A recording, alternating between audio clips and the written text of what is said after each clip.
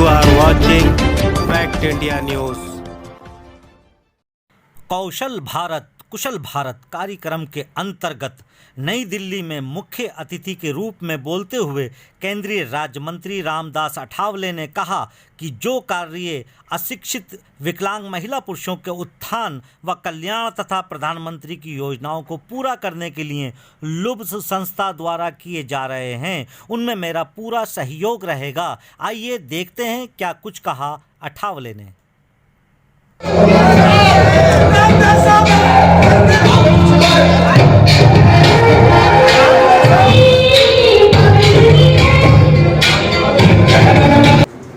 सरकार की तो जिम्मेदारी है ही है।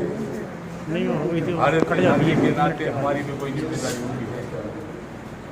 अगर हम 5, 10, 20, 50, 100, 200, 500 लोगों को रोजगार देंगे, जिस तरह के एमएसएमई का एक डिपार्टमेंट है, कुटीर उद्योग जो होते हैं, ग्रामीण उद्योग होते हैं, उसमें मतलब 1 करोड़ की स्कीम है और 1 करोड़ में 90 लाख रुपया अपने को अनुदान मिलता है।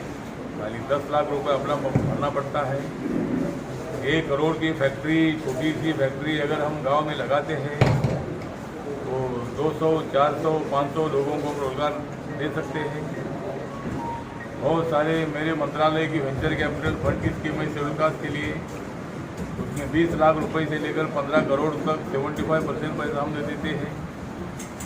NSCPC है, बहुत सारी बैंकिंग क्षेत्र है, मुद्रा योजना है,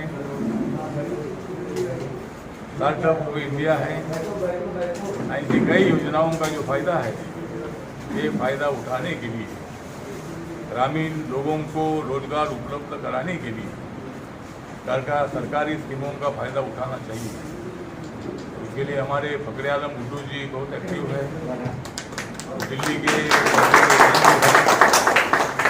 दिल्ली के कार्याध्यक्ष भी हैं, बहुत सालों से मेरे साथ जुड़े हुए हैं। और ओखला में जामिया मिलिया में जो मतलब वहाँ जो यूनिवर्सिटी हमारी माइनॉरिटी की है, माइनॉरिटी की यूनिवर्सिटी को माइनॉरिटी का दर्जा देने के लिए मैंने लोकसभा में बहुत बार आवाज़ उठाई थी। और ओखला से जामिया मिलिया से मेरा बहुत नज़दीक का संबंध है। जब मैं दुबई जाता हूँ तो वहाँ जामिया मिलिया के स्टूडेंट मुझे मिलते हैं, तो अलीगढ़ यूनिवर्सिटी है उसके स्टूडेंट मुझे मिलते हैं। और वहाँ उन्होंने अपने अपने अच्छे उद्योग शुरू किए हैं। तो अपने को आत्मनिर्भर भारत के लिए, आत्मनिर्भर भारत के साथ साथ आत्मनिर्भर हम सब लोगों ने आत्मनिर्भर बनना है। और स्किल इंडिया के साथ साथ इस तरह अपना नारा होना चाहिए, skill Pakistan, skill China, skill Pakistan, skill China, skill India. तो स्किल इंडिया को स्किल की दिशा से ले जाने के लिए मेरे मंत्रालय की स्किल ट्रेनिंग की स्कीम है शेड्यूल कास्ट के स्टूडेंट के लिए, OBC के स्टूडेंट के लिए। और वो मतलब कि आपका ये कार्य के लिए साहब जो है आपकी पूरी मदद करें। मेन मकसद क्या है कि जन जन तक माननीय प्रधानमंत्री की योजना को पहुंचाने का कार्य आप कर रही हैं। आप हैंडीकैप लोगों के लिए, आप जो बगैर पढ़े लिखे लोग जो हैं उनके लिए इस योजना को आपने लॉन्च कर रही हैं। इसके लिए हम और हमारी पार्टी, हमारे लीडर आपके साथ हैं। ये भी आ जाता है कि जूट बैग्स मैन्युफैक्चरिंग करें, उसमें हम लोग अपना पहला कदम उठाए। वहां पर हम लोगों ने एक टेंपल में आर्डर दिया कि वहां पर जो भी पूजा की बैग चलती है उसी टेंपल को जाती है हर रोज 5000 बैग। तो हम वही उसी एरिया की जो लड़कियां हैं, जो भी जवान हैं, जो ट्रेन कर सकते हैं, जो अपने घर में मशीन रख के बैठे हैं, उनको हम लोगों ने ट्रेन किया और हर रोज 5000 बैग हम लोग एक टेंपल को देते हैं। तो इसके वजह से वहां पर 500 लड़कियां अपनी जिंदगी जी रही है। तो हमारी यही सोच है कि हर स्टेट में, देखिए कि हर स्टेट में कोई ना, हमें बाहर कोई इंटरनेशनल का मार्केटिंग की जरूरत नहीं है। मार्केट तो हमारे ही इंडिया में इतना ज्यादा है कि अगर हमारे इंडिया में इतनी मार्केट है, उस मार्केट को भी हम लोग सप्लाई नहीं दे पाएंगे। हम लेबर की जरूरत नहीं है।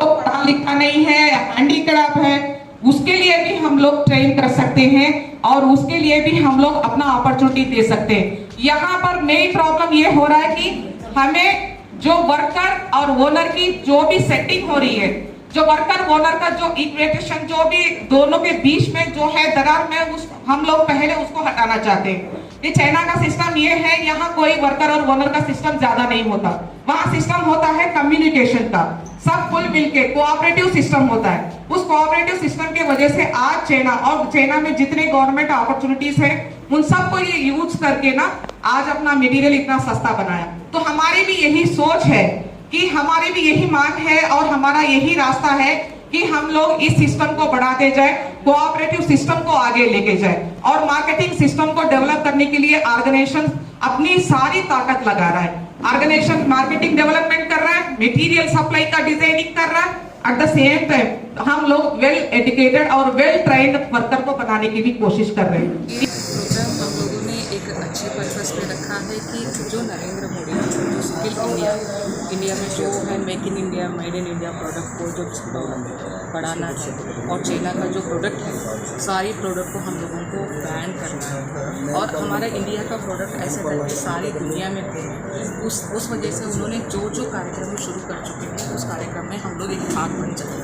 और हमारा ये है कि मोटिव ये है कि जो भी प्रोडक्ट हमारे इंडिया में इतना अच्छा प्रोडक्ट बन रहा है, उस प्रोडक्ट को हम लोग जो और यहाँ प्रोडक्ट हमारा प्रॉब्लम फेस ये कर रहा है कि ज़्यादा रेट होने की वजह से हमारा प्रोडक्ट ज़्यादा मूव नहीं हो रहा है। तो इसको हम लोग ये महंगाई को हम लोग थोड़ा अपने तरफ से और गवर्नमेंट की अपॉर्चुनिटीज़ को लेके थोड़ा घटाना चाहते थे और प्रोडक्ट को ज़्यादा करके मार्केट में फैलाना चाहते थे। जो इंडस्ट्रीज़ छोटे इंडस्ट्रीज आज इस पेंडेमिक मोड में पड़ गई है, जो कोरोना की वजह से जो इंडस्ट्री छोटी गिर गई हैं, वो सारी इंडस्ट्रीज़ को हम लोग फिर से शुरू करके हरी भरी इंडस्ट्रीज़ बनाना चाहते हैं गवर्नमेंट की जो अपॉर्चुनिटीज़ है उसके थ्रू। तो हमारा एक छोटा सा संकल्प है कि इंडस्ट्रीज जो गिर गई हैं, जो वहाँ वर्कर तड़प रहे हैं, एक पेंडेमिक में जो काम नहीं मिल रहा है इनको, इन सबको हम लोग आगे ले जाके अपना मार्केट वैल्यू दिखा के इनको हर चीज़ को सस्ते से सस्ता बना के आगे ले जाने की कोशिश करते हैं। उसी कोशिश में हम लोग जो इलिटरेट है